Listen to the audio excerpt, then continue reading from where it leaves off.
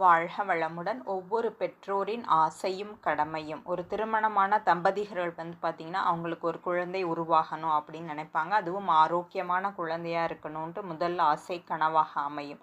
அதுக்கப்புறம் அந்த குழந்தைகளுக்கு நல்ல கல்வியை கொடுக்கணுன்ட்டு ஒவ்வொரு பெற்றோருமே விரும்புகிறாங்க. அது இன்றைக்கி எல்லாருமே திறம்பட தான் செய்கிறாங்க. அதோட ஒரு வயது வந்தோன்னா அவங்களுக்கு இந்த ஒழுக்க கல்வியையும் கொடுக்கும்போது பார்த்திங்கன்னா பின்னாளில் அவங்களுடைய அந்த எதிர்கால வாழ்க்கைக்கு அது சிறப்பாக அமையும். திருமணம் கடவுள் விருப்பப்படி தாங்க நடக்குது.